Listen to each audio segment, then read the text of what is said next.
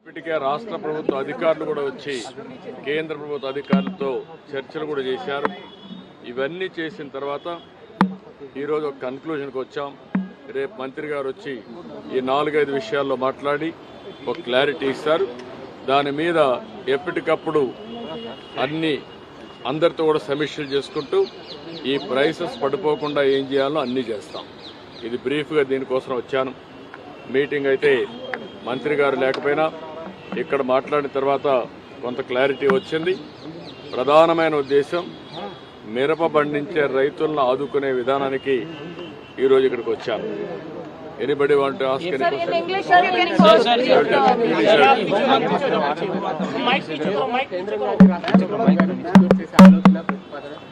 అంటే ప్రొక్యూర్ చేయాలంటే దానికి కూడా కొన్ని సమస్యలు ఉన్నాయి. మళ్ళీ 25% ప్రొక్యూర్ చేసి 50% ప్రొక్యూర్ చేసి మిగిలింది ఎట్ట చేయాలి కూడా ఉన్నాయి. ఇవన్నీ రేషనలైజ్ చేయాల్సిన అవసరం ఉంది. కేంద్ర మంత్రి ఆలోచిస్తారు, మేము కూడా ఆలోచిస్తాం, రైతులు కూడా ఆలోచిస్తాం. అందరితో మాట్లాడిన తర్వాత అందరికీ ఆమోదయోగ్యంగా రైతులు నష్టపోకుండా ఏం చేయాలో వీళ్ళంతా చేయడానికి ప్రయత్నిస్తాం. హోంమంత్రిని కలుస్తున్నారు సార్. ఈరోజు కలిశానప్పుడే ఈరోజు కలవడం. తెలంగాణ గవర్నమెంట్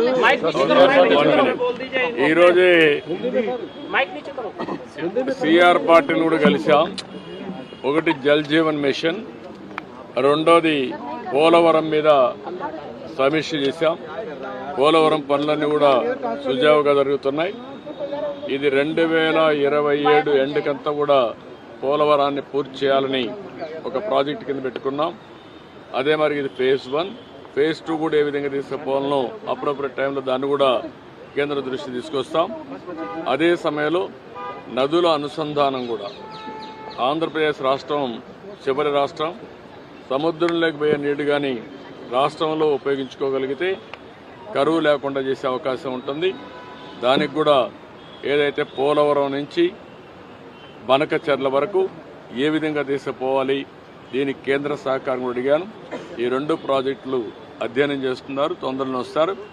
మూడోది గడిచిన ప్రభుత్వం జల్ జీవన్ మిషన్ ఉంది. జల్ జీవన్ మిషన్లో గ్రామీణ ప్రాంతాల్లో ప్రతి ఒక్క ఇంటికి సురక్షితమైన మంచినీళ్లు, అది కూడా రిజర్వాయర్లను తేవాలని చెప్పి చాలా స్పష్టంగా పెట్టారు. దేశం అంతా బ్రహ్మాండంగా ఉపయోగించుకున్నారు. ఆంధ్రప్రదేశ్ రాష్ట్రంలో 1% కూడా ఉపయోగించుకోలేని పరిస్థితికి వచ్చారు. దీనివల్ల 27,000 కోట్ల రూపాయలు శాంక్షన్ చేయించి అది కూడా బోర్ల ద్వారా నిండిస్తామనే పరిస్థితికి వచ్చారు. దీనివల్ల చాలా నష్టం వచ్చింది. ఒక యూపీలో ఇప్పటికే 52,000 కోట్ల రూపాయలు జల్ జీవన్ మిషన్లో ఖర్చు పెట్టారు. కొన్ని రాష్ట్రాల్లో పెద్ద ఎత్తున ఖర్చు పెట్టారు. గుజరాత్ లాంటి రాష్ట్రంలో ఇంటింటికి ట్యాప్ ద్వారా సస్టైనబుల్ వాటర్ ఇచ్చే పరిస్థితికి వచ్చారు. ఆంధ్రప్రదేశ్లో మాత్రం పూర్తిగా నిర్వీర్యం చేసే పరిస్థితికి వచ్చారు. అయితే ఇటీవల కేంద్రం ఏదైతే ఈ స్కీమ్ ఉందో దీన్ని రివైజ్డ్ గైడ్ లైన్స్లో 2028కి పూర్తి చేయడానికి ముందుకు వచ్చారు. అంటే ఆ రోజు శాంక్షన్ అయిన డబ్బులు మాత్రం ఇస్తామని. దానివల్ల ఆంధ్రప్రదేశ్ రాష్ట్రానికి 27,000 కోట్లే వస్తుంది. ఇంకొక 54,000 కోట్లు కావాలి. అది స్కీమ్లో కూడా లేదు. ఇప్పుడు దాని మీద కూడా కేంద్రంతో సంప్రదించాల్సిన అవసరం ఉంది.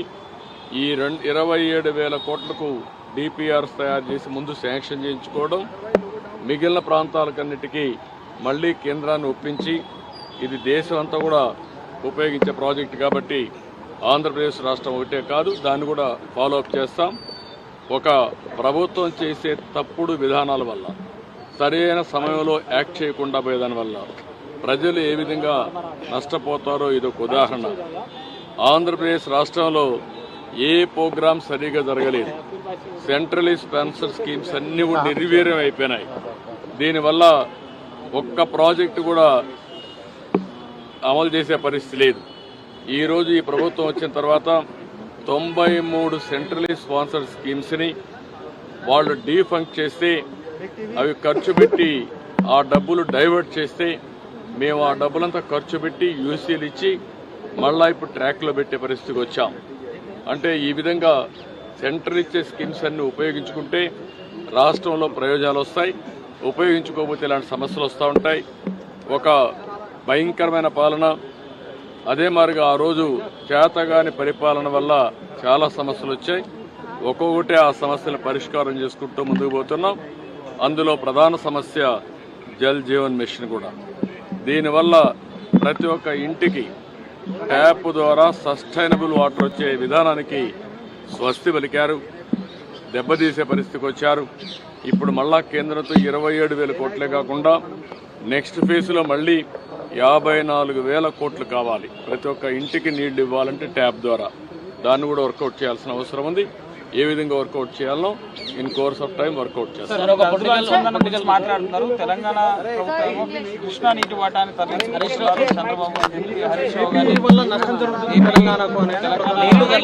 ఇప్పుడు కూడా ఏమంటారంటే ఇవన్నీ సెటిల్డ్ ఇష్యూస్. రాజకీయాలు చేయడం కరెక్ట్ కాదు. ఏ ఇష్యూ అయినా ఆంధ్రప్రదేశ్ రాష్ట్రం లాస్ట్లో ఉంది. తెలంగాణ రాష్ట్రానికి కూడా ఆ రోజు అనేక ప్రాజెక్టులు నేనే క్లియర్ చేశాను ముఖ్యమంత్రిగా. 9 ఏళ్లు ముఖ్యమంత్రిగా ఉండి కృష్ణా డెల్టా మోడర్నైజేషన్ పెట్టి 20 టీఎంసీ నీళ్లు బీమాకి ఇచ్చాం. దేవాదులు నేనే స్టార్ట్ చేశాను. ఎస్ఎల్బీసీ నేనే పూర్తి చేశాను.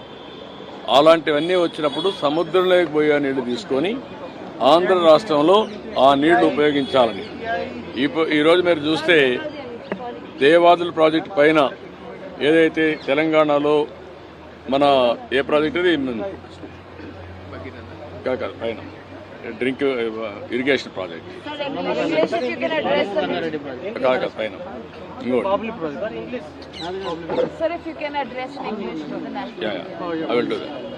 సో అక్కడ కూడా గోదావరి నీళ్లు ఉపయోగించుకుంటున్నాం. తెలంగాణలో కానీ ఆంధ్ర రాష్ట్రంలో కానీ గోదావరిలో సర్ప్లస్ వాటర్ ఉంది. ఆ వాటర్ని 2 రాష్ట్రాలు ఉపయోగించుకుంటున్నాయి. కృష్ణా జలాలు మాత్రం సమస్య ఉంది. ఇప్పటి వరకు పాతగా ఏదైతే ఉందో ఒరిజినల్గా 2 రాష్ట్రాల్లో ప్రాజెక్టులు ఏవైతే ఆ వాటరే ఉపయోగించుకుంటున్నాం. సముద్రంలోకి పోయే నీళ్లు ఆంధ్రప్రదేశ్లో ఒకసారి ఉపయోగించుకునే అవకాశం ఉంది. అది ఉపయోగించుకుంటున్నారు. Beyond that there is no politics. అది కరెక్ట్ కాదు.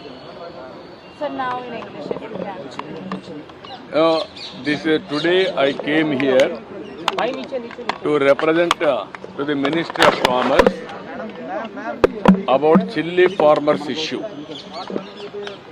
This year, chilli farmers are suffering because of price. Huge losses they are incurring. I asked him to intervene immediately through market intervention. They are having some restrictions, 25% procurement. I asked them to remove that restriction and help liberally. Second one, what ICAR is fixing price is not suitable to Andhra Pradesh. Realistic price they have to take into consideration. Third one, why exports are not there for chilli exports. That also tomorrow they are going to review.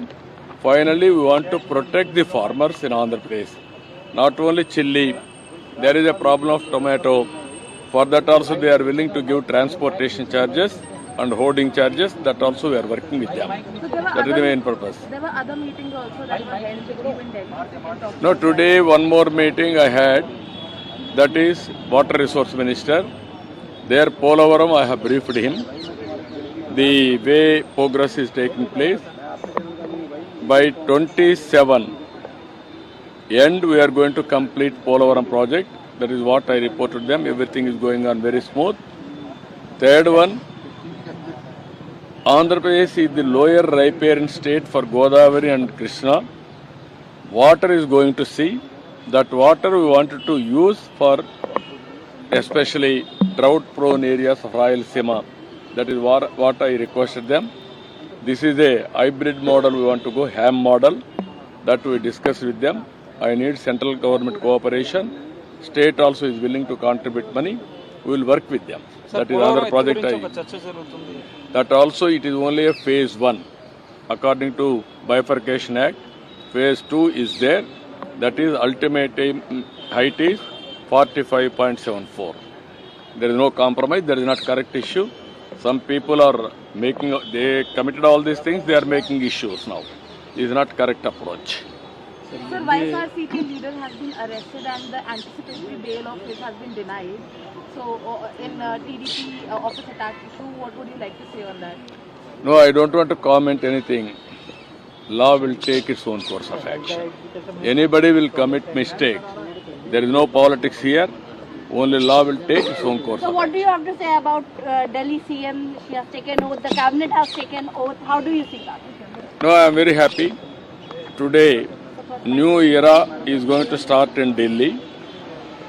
Always in the Indian politics, everybody has to think development has to do first, then wealth has to be created, then revenue has to be generated, welfare has to do simultaneously, thereby we can empower people. Only giving money or spending welfare without creating wealth, it won't sustain. That has been proved in Delhi. Highest polluted city in the world is Delhi. Now you will have a free air now. Your health will be improved. And also Yamuna river is going to purify now. All pollution will go. In Delhi there is a political pollution and also there is a not only air pollution, atmosphere pollution. Both will be controlled. Now we are going to